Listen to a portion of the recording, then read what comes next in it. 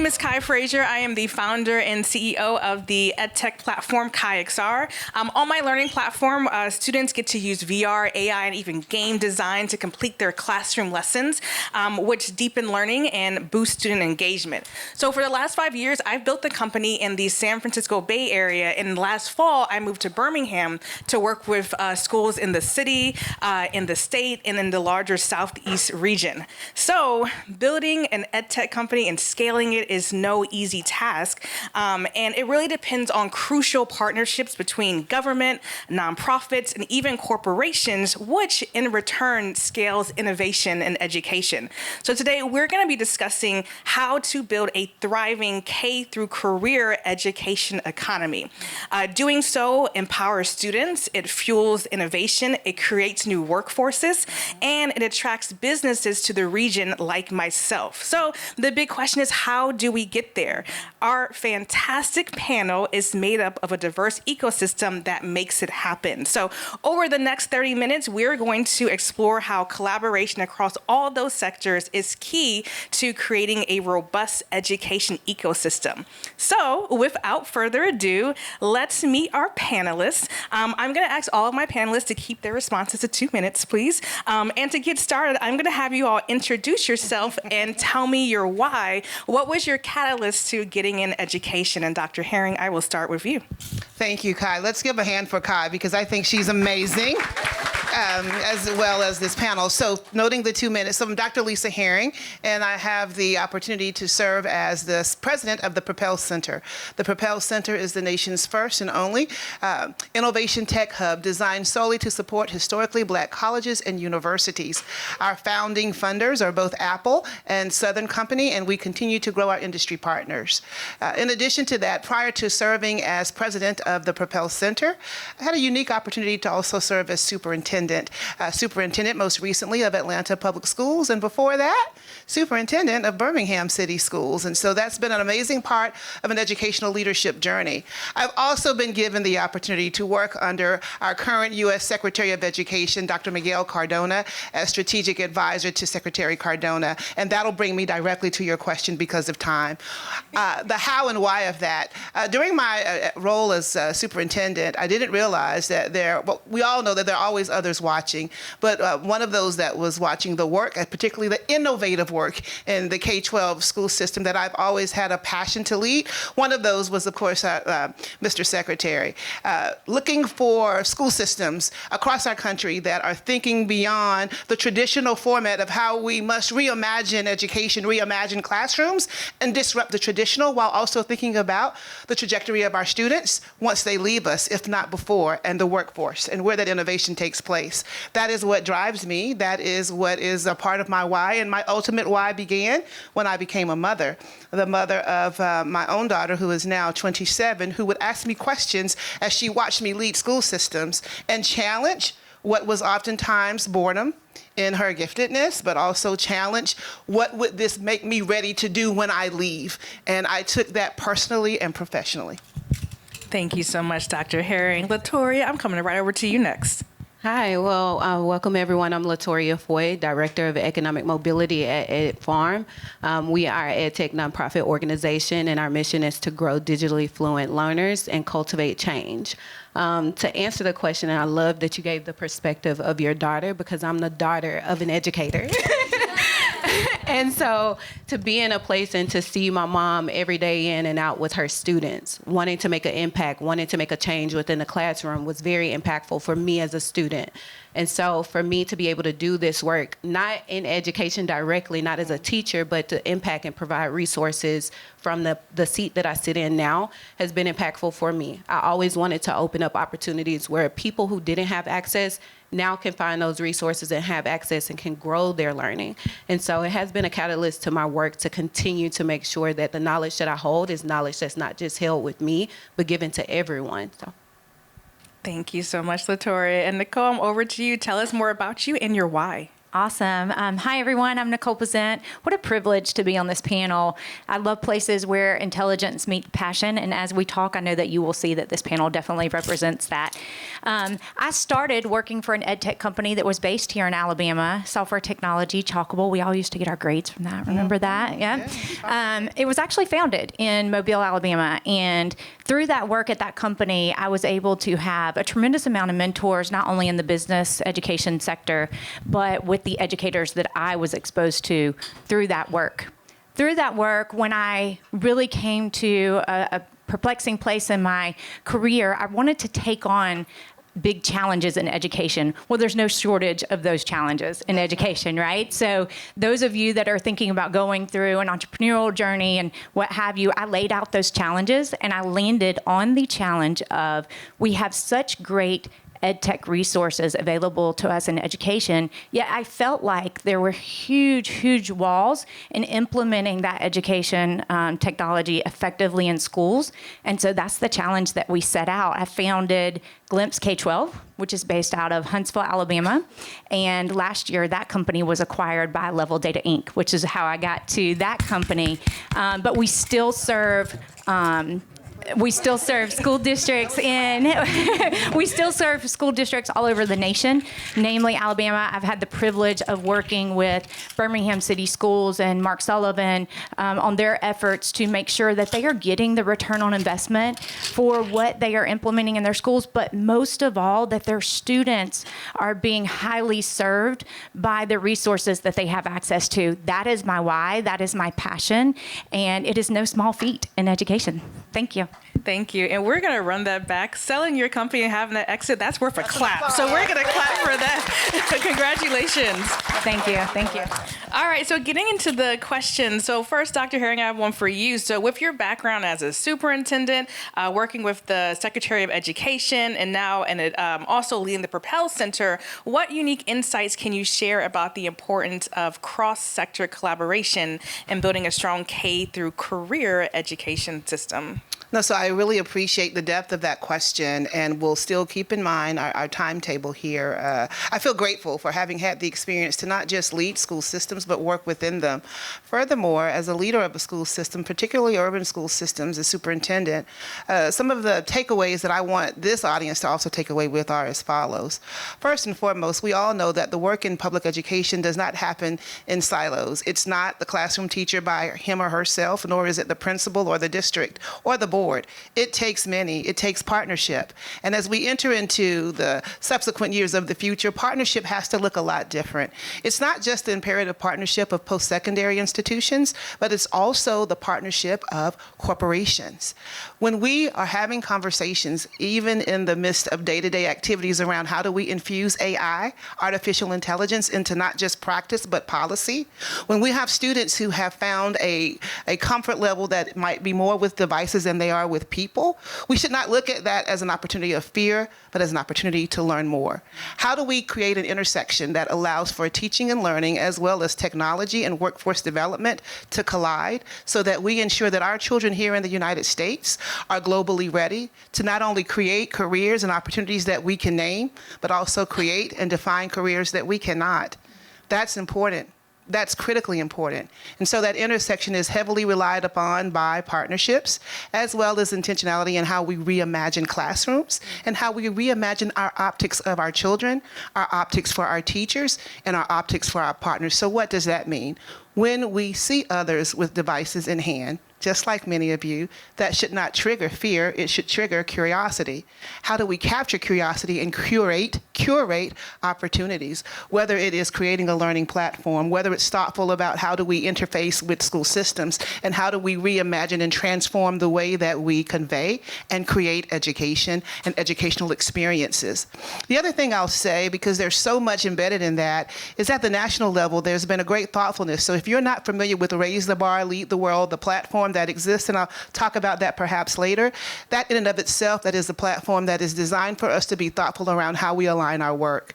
One of the things I'd like to celebrate Birmingham for is the relationship that happens in education that also goes into the political world, where you have a mayor who champions the work of education and is also intentional around galvanizing partners to push into the work. So if you're addressing literacy, you're not doing it alone. Everyone's a part of that journey. The last thing that I'll say is, as we prepare our students, whether they're 5 years old or whether they're 15, we must understand that our preparation is more than just a degree. That before they leave us, they should already, if they have an entrepreneurial spirit, they should leave before graduation already entrepreneurs. If they are going to pursue post-secondary, they should already have a sense of where they will be enrolled with some credentials already in hand. If they're not going to be enrolled or entrepreneurs, then perhaps we should think about employment, because there's no excuse for them not to be employed if you have the right corporate partners and can identify skill sets before they turn 18. And if those don't work and we're even pursuing the opportunity to be enlisted, not a problem at all. But the last part to that for me is also emotional intelligence, because we're now living in a society where it is mission critical that in order to do any of those four, there's got to be balance, and technology can't curate that, but the human experience can. Oh, bars. Okay, LaToria, I'm going to come over to you next. So LaToria, in your role of EdFarm, you all have multiple partnerships ranging from big companies like Apple to even startups like my company, KaiXR. Can you give some examples on how these collaborations have amplified innovation at EdFarm? Of course. I want to first start by talking about our partnership with Apple. It is very important that you have someone that's interested in investing in students and investing in preparedness while also providing access to digital tools that's going to be needed for their learning. Apple has been great with making sure that we had the resources that those students needed, especially what you talked about, Dr. Herron, with making sure that they also have the learning paired with those digital tools in order for them to gain the resources and the credentials needed in order for them to be able to get into the workforce, in order for them to have an understanding of where they need to be in case they're wanting to go into post-secondary education. Learning resources like KaiXR are ways that we're providing that access into the classroom, VR, XR, AI, being able to be in places that you normally wouldn't be able to go to, those virtual field trips that students are able to take inside of the classroom, museums that they get to visit without actually having to leave the classroom, tools that allows them to be able to create and make their own virtual learning and virtual spaces. You want to make sure that you're partnering with individuals that are providing you the digital tools and resources, but also those partners that's going to provide the resources that's needed to enhance those digital tools that are within their hands. You want them to create. And if you've been around students, if you've been in the classroom, you give a student a tool, they're going to do and create. They will show you the things that you've never known about it. They will show you things that you couldn't possibly do with it. And so you amplify that opportunity for those students to be able to explore and advance in areas that they could not imagine before. And so having those partnerships where you get the opportunity to bring that into spaces, communities where that access was limited for certain communities is always impactful for those students. And it helps us to be able to do the work that we're doing at EdFarm and continue to grow and advance and evolve technology and education technology. Thank you. So I'm going to go ahead. Yes, clap. All the claps. So I'm going to skip around just for time. So Nicole, you mentioned a bit about school districts. So I'm going to go straight to my school district question. So with your experience as a founder and now working at Level Up, how can school districts effectively collaborate with EdTech companies and startups? Yeah, I want to double click on something my fellow panelists said, is that today, we should not be sitting on a panel encouraging education, whether it be in Alabama, the Southeast, nationally, to quit being hesitant about tapping into that technology. Our students are doing it anyway. And here in Alabama, America, we want education to drive actually where industry is going, not necessarily reverse. So we need to think about flipping that in our mind to say, hey, these are what the students are bringing to us. You know, we definitely have to facilitate the virtual field trips and what have you, but how many 5-year-olds, 7-year-olds, 15-year-olds do you know that are going on a virtual field trip right now, every morning before they hit the school, right? And every evening right? So we need to not be saying in 2024 we're going to meet them where they are. We need to already be there. The way we can facilitate that and bring that into our school districts is have leaders like everybody in this room encouraging to drop that hesitation and to really move forward and to push into the use of technology. And our school districts can really thrive by owning that, right? And so I think that there are plenty of EdTech providers right here on our panel that would be super excited to be able to think about EdTech. I would even say, and Dr. Herring to help me on this, even 3 to 5 years ago, maybe pre-pandemic, we thought of EdTech products as supplemental and supportive. Well, guess what? They're in tier 1 now, they should be. That's right. And that is the only way to open up that breadth of opportunity that these resources provide. So I think it is by dropping the hesitation on, we know that the number one impact on student learning is going to be teachers and tier 1 education, but EdTech is right there in my right hand while I'm facilitating that learning now, whether we like it or not, right? And so I think really working with EdTech providers and any supporting things, resources for the school district is if we can empower our educational leaders to be the owners and drive what they want from those resources and bring it in, and I'm going to say something really strong, full force. Let's bring those things in full force. Right? Please add. No, so I'm over here head nodding and saying yes. And here's the reality check around doing it full force, that there will be those who will have some level of apprehension. And to do it full force means that you also have to have others to rally around you, because being full force is disruptive. And disruptive isn't always embraced, but it is most often necessary. And you can be disruptive in a healthy way. And I'm talking about the school system. So to your very well stated point, we shouldn't be meeting them. We should already be ahead of them, because if not, they're going to be ahead of us. You said that very well. And I know that Kai mentioned this too, and Dr. Herring, I'd love to, because this is a big part of it. How do we open those doors? And we can get all excited and in this room and as entrepreneurs and leaders and what have you, but we do have to impact policy to be able to do this. Absolutely. So we'd love to get your take on how we full force do that. We got a policy question. So I can skip right to it, but what about the government? How can governmental policies create an environment that's conducive to EdTech growth and development?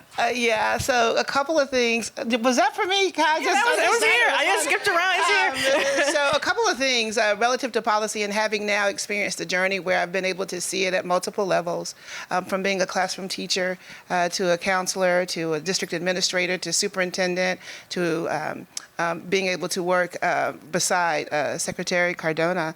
There are levels to policy, but just like any level or any type of political work, it starts grassroots.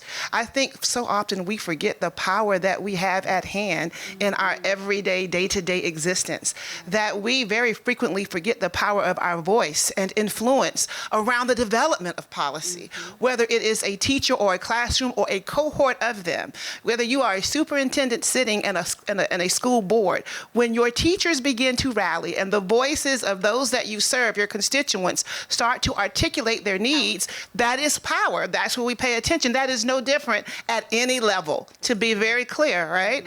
The issue is the ability to galvanize and to land on the same passionate work, right? And so if it is moving forcefully forward, then are we all on the same page? And when that happens, I have seen policy developed in an accelerated pace, at an accelerated pace. People listen. But what I would say to all people is that we can't forget the power that you have. Oftentimes we think our day-to-day passions and beliefs are just for us, and oftentimes we don't allow them to be connected with those who are like-minded in this work. This is specifically grounded in the space of EdTech. I will also tell you that, as it relates to the answer to the question, for me as a superintendent and even beforehand, in other roles where I had leadership over cohorts of teachers who were on fire about the work, whenever there was an organic explosion of interest by a cohort of teachers, or students, it brought us to pause, either to figure out what was going on so that we can either calm it down or make it work, or fuel the fire. And so I think that's important. Now, as it relates to policy at various levels, we also know that there are tiers to that. So be intentional around understanding policy and who are your policy makers. And don't forget that you, in your own existence, in many ways, you are as well. That's what I would certainly say. And I'm saying that to whether you're an entrepreneur, whether you are an educator, whether you are an innovator, you have voice. And that, I think, is one of the most critical parts of this political process that we tend to take for granted. Okay, I'm looking at the time and I have so many things I want to get into, but I'm going to open up this next question to all of our panelists. So what I think sometimes we don't have conversations about is who gets the EdTech. It doesn't always make it to everybody. So my question is, how do we ensure that EdTech advancement benefits all of our students, regardless of background or socioeconomic status? And anybody can answer. No, you go. You go. I think it's all about how you come into it and who you're bringing the technology to and the resources that you're providing.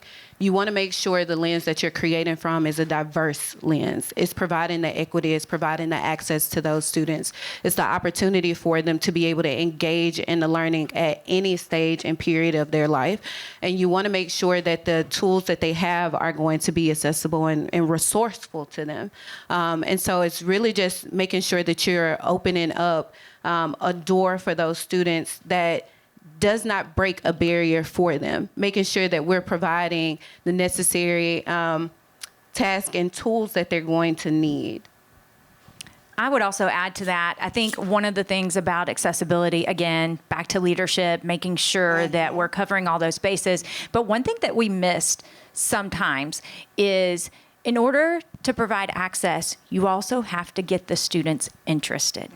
Because access is one challenge, but participation can be another one. And so again, talking about offering things in a way of, what am I interested in? And I'm going to copy and say something like most great ideas that I can get to translate. It came from another school leader and what have you. But like one of the most powerful things that I saw done in a school district is so foundational is they took a targeted group of students, right? Students that were typically in intervention, students that were typically chronically absent, things like that. And they made them the technology team that actually went and fixed the technology around the classroom. And I feel like it gave them such ownership. They created an interest that wasn't there before on top of the accessibility. And I would love to see more projects like that. Spot on. I agree. You took it, Amanda. You created an environment where students became co-creators. So when they become co-creators, their level of ownership not only intensifies, it's authentic. So I won't even replicate what you said. I'm just going to double tap on it. Yes. When you have ownership like that, you're also more vulnerable to share what you're thinking and what your struggles might be. So I do think that that is one of the critical ways to help ensure that we address the issue of equities and inequities. And then the other piece is, as we think about, because this is a K-12 conversation, how we train and how we make professional development available. Is if you do it to a cohort of teachers, then you touch a certain number of students. But if you want to touch the entire district, then you don't limit it to a school here or there. You're very intentional about scale. And scale is also a part of that ability. The co-creation, where student voice and choice is a part of the experience, and then also the scalability. So we're not thinking about, if it's good for one school, then it's good for all of them. And that too is an equity statement as well. I would love to add just to the interest part, the gamification that's coming into the classroom. The fact that you see students who are interested in gaming and you want to have resources around it, and there's actual workforce lanes for those students now to be able to enter around gamification, but that gives an interest, that makes them more engaged, that makes them want to learn, that makes them want to show up. And so you want to continue to provide those opportunities of interest for those students and making sure that platforms, again, like KaiXR, where they're creating, they're making virtual spaces. The Oculus, where they have an opportunity to be in a virtual world and experience, will allow those students to break that barrier. And it's for every student. It's not a limitation, but you also want to have accessibility. And when I say accessibility, it's not just access to the tool, but the understanding that every student needs to know how to use it, and your team has to be advanced with how to make sure every student has access to those digital tools. So I'm in agreement with you all said, because I think we want to make sure we're advanced for the students because they are the future. All right, audience, I got 6 minutes left. I'm coming to you. Any questions for our panel before we close out? And I mean a question when we get into it. I'll take you in the back. What you got?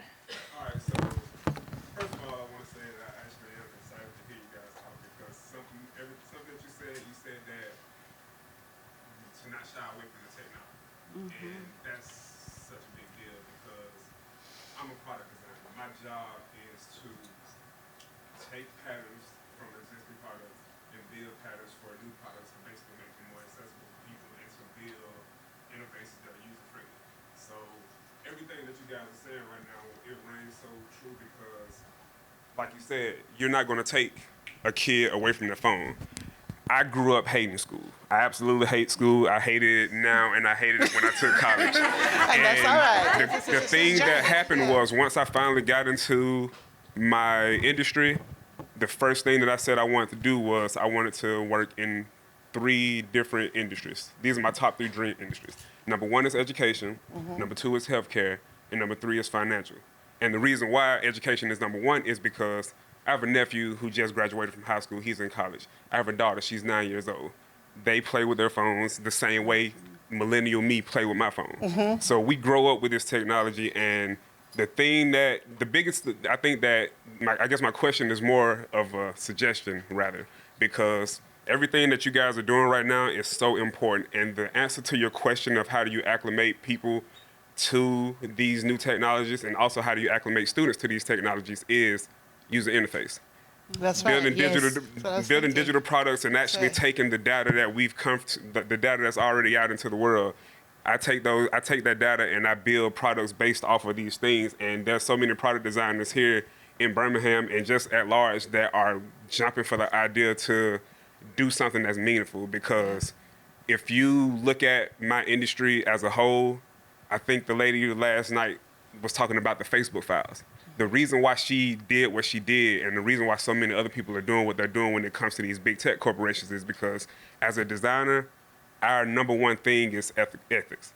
So we want to build a product that is viable for the company, but also it serves the customer. It serves the user. And when we work for these big tech companies, we realize that everything is bottom line, so much to the point that they'll literally cast their users to the side. And that's not what we're in it for. So looking at things like education and finances and healthcare, these are super, super important industries that don't have good design. And so I guess my question is, what's your stance on taking the things that you guys are doing right now and bringing in some product designers to actually implement these things to make them more digestible for teachers to teach them and for students to use them? Because with our jobs, we literally do this for a living. We want to take these students and give them a product that they already know how to use, and it's going to make it so much easier for them to use it in the classroom because it's familiar to them already. So I guess what's your position on using design to actually push forward all of the things that you guys are doing and actually acclimating it into the system? Lightning answers. Kai, I think you should. Lightning. I would love to start because we use design thinking as our framework.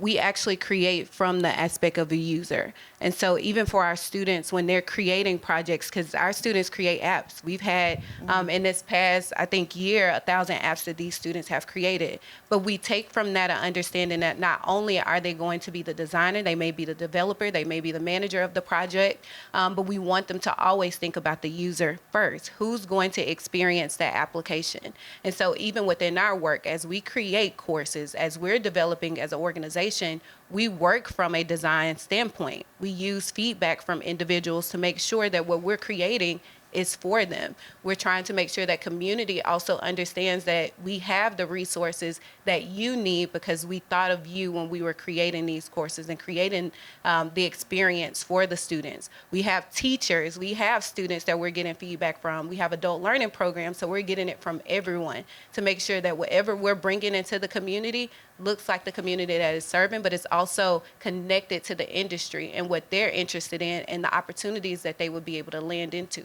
So when you talk about design, We have a product designer on our team, and we use that product designer to make sure that we're staying on top of the frameworks that product designers look at. And so we're creating from that lens, and that has been an eye-opener to make sure that you know who you're serving, you know what you're creating for, and you know what's going to work best for them. All right, y'all, I got to get him back to the main stage. So I'm going to go ahead and close this out. We've heard some great ideas and applications for EdTech. So I'm going to give everybody one last takeaway you want to share. I'll go down the line. I'll give you about 30 seconds to think about it. So my question is, what is that one last takeaway or call to action for the audience on how they can play a part in a thriving K through career economy? So for me, it's quite simple. You are the action that you're waiting to happen. You're waiting. Don't wait. We are not in a culture of wait anymore. Our students, our community, our world can't wait. And so if you're waiting for someone to give voice, give voice. If you're waiting to find how to get to a school system, go make a visit, talk with a teacher, with a principal, etc. If you have a product or an experience that you think is worth being displayed or shared, then display or share it.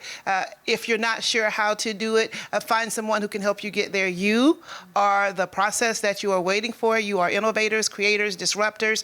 You don't have to do it alone. And our children and our society can't wait. Neither can you. I agree. And I'll follow that with activate. I'm here because there was an opportunity. And I looked at the opportunity and I wanted to make sure that what I was getting into would be able to provide more opportunities for other individuals. So I activated myself. I wanted to make sure that I was leaning into something that was going to be able to provide those resources. And so if you're hearing anything on this stage, just activate it. Have those conversations, reach out to those individuals, build those partnerships that's going to be needed in order for you to do the work. That activation is what's going to lead to where you can see the future for those students, for any individual that you're touching. So if you leave here today, let the word that you leave with is activate, because we want you to make sure that you're going back with those missions and activating that work. And since originally I'm an English major, I'm going to go with create. I encourage you this.